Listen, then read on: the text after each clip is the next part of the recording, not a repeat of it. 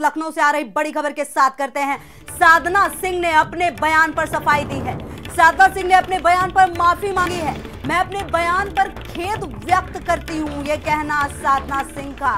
मेरी मंशा किसी को अपमानित करने की नहीं, मेरी मंशा गेस्ट हाउस कांड को याद दिलाने की थी। ये तमाम बातें साधना सिंह ने कही हैं। मायावती की बीजेपी ने मदद की थी, तमाम बातें साधना सिंह ने कही है। मैं अपने बयान पर खेद व्यक्त करती हूं, किसी को अपमानित करने की मंशा नहीं थी। ये साधना सिंह कि ये तमाम बातें आप देखिए, ये जो लेटर जो लिखा गया है पत्र विगत में मेरे द्वारा दिए गए भाषण के दौरान। और हमारे साथ इसी खबर पर ज्यादा जानकारी के साथ सहयोगी फरमान अब्बास सीधे जुड़ गए हमारे साथ। फरमान, सबसे बड़ी बात यह है कि ये जो लेटर लिखा गया है इसमें सीधा सीधा ये कहा गया है कि जो भी बातें कही गई है खेद प्रकट की गई है। आखिर आजकल की राजनीति में ऐसी बातें कहनी ही क्यों है जिसके लिए खेद करना पड़ता है व्यक्त? क्या समझा जाए इस पूरे मामले पर अब साधना सिंह के बयान के बाद? फरमान। देखिए, ये एक राजनीति में उत्तर प्रदेश की जो राजनेता है उनका यू टर्न ये कोई नया नहीं है।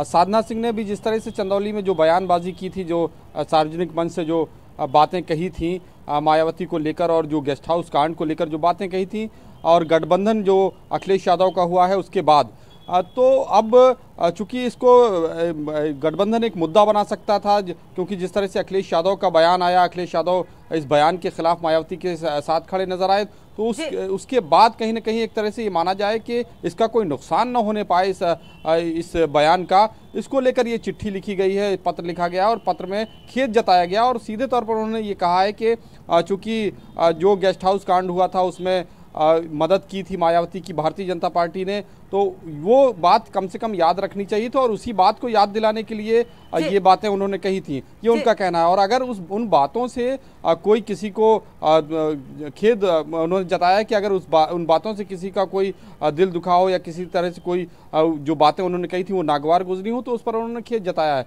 पत्र लिखकर उस पूरे मामले को बराबर करने की एक तरह से कहा जाए कि कोशिश की गई। जी बिल्कुल फरमान, लेकिन चलिए ये तो मान लिया हमने कि उन्होंने खेद व्यक्त किया है, लेकिन बड़ा सवाल ये है आजकल की राजनीति का स्तर देखिए कितना नीचा गिर गया है। एक ऐसा गेस्ट हाउस कांड जिसको शायद मायावती कभी सपने में याद नहीं करना चाहेंगी, एक वो ऐसा पल था, बावजूद उसके साधना सिंह ये कह रही हैं कि मैंने वो गेस्ट हाउस कांड याद दिलाया जिसमें बीजेपी ने मदद की। कहीं ना कहीं अपने आप में राजनीति का एक ओछा स्तर दिखाता हुआ उनका ये बयान पूरा।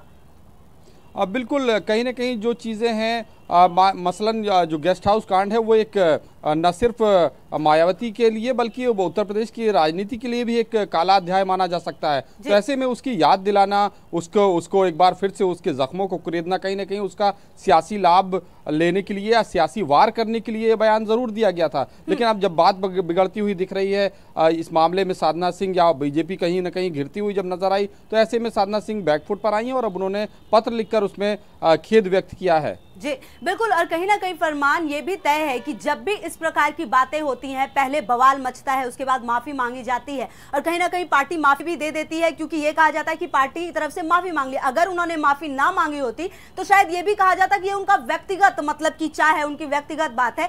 क्या समझा जाए फरमान कि इस प्रकार से किसी भी जो हमारा जनप्रतिनिधि है, देश देखती है, जनता देखती है, ऊपर से आप किसी महिला के बारे में इस प्रकार के शब्दों का इस्तेमाल करते हैं, अपनी राजनीतिक रोटी सेकते हैं और उसके बाद आप माफी मांग लेते हैं? क्या यही स्तर होना चाहिए? बोल दिया, माफी मांग ली और उनको अब माफ कर दिया जाना चाहिए?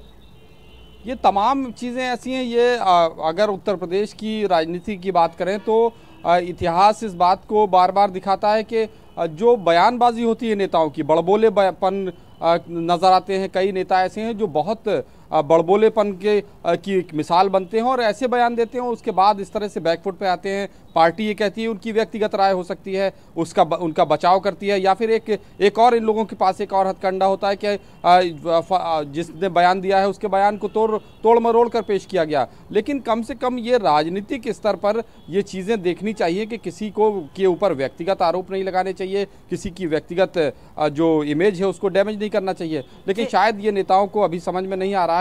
बार बार इस तरह के बयान आते हैं और बार बार इस तरह की बैकफुट पर नेता नजर आते हैं उत्तर प्रदेश में अक्सर इस तरह के, और चुनाव जब आता है तो इस तरह के बयान और उससे मुकरना ये आम बात हो जाती है।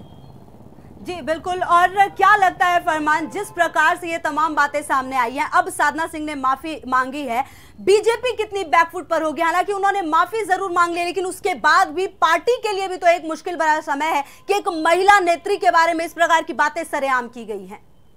देखिए, बिल्कुल अब माना ये जा रहा है कि जिस तरह से साधना का जो बयान आया है, जिस तरह से उन्होंने पत्र लिखा है और इस मामले में खेद जताया है, तो अब हो सकता है कि ये पूरा जो मामला जो तूल पकड़ता उससे पहले ही इसका पटाक्षेप हो जाए, क्योंकि ये बयान के बाद लिखित तौर पर इस तरह का पत्र लिखना और खेद जताना और सिर्फ ये कहना कि उन्होंने जो गेस्ट हाउस कांड हुआ था उसको सिर्फ बताया है, उसको याद दिलाया है, कहीं ना कहीं इस पूरे मामले पर को ठंडा करने की कोशिश मानी जा सकती है। और ऐसे में पत्र अगर लिखा है और पत्र लिखकर खेद जताया है तो जाहिर सी बात है कि इसका वापस जरूर आएंगे। हमारे साथ प्रमोद तिवारी जुड़ गए हैं, प्रवक्ता हैं ये बीजेपी के। बहुत बहुत स्वागत है प्रमोद जी आपका भारत समाचार पर। क्या कहेंगे अब जबकि साधना सिंह ने माफी मांग ली है, आपकी पार्टी के लिए क्या इतना ही काफी है सर कि माफ कर दिया? क्या पार्टी की कितनी किरकिरी हुई है इस पूरे मामले में? इस सारे विषय को देखा जाए खुशबू जी तो निश्चित तौर से बहुजन समाज पार्टी की राष्ट्रीय अध्यक्ष बन सुश्री मायावती जी एक सम्मानित नेता हैं और उनके प्रति जो हमारी विधायक का जो वर्जन था वो एकमात्र प्रतीकात्मक रूप से उनको याद दिलाना था कि किस प्रकार से उनकी इज्जत और अस्मिता के ऊपर हाथ डालने का काम 1995 में गेस्ट हाउस कांड में हुआ था। और निश्चित तौर से अगर उनके बयान से उनके जो कोई किसी की भावना आहत हुई है तो उसके लिए ही हमारे विधायिका ने जो है जी हम आपसे बात करेंगे और आप लगातार हमारे साथ बने रहिए। इसी बीच हमारे पास अनूप जी जुड़ गए हैं, प्रवक्ता हैं कांग्रेस के। बहुत बहुत स्वागत है अनूप जी आपका भारत समाचार पर। क्या कहेंगे, अब साधना सिंह ने माफी मांग ली है सर जो भाषण उन्होंने दिया था उस पर?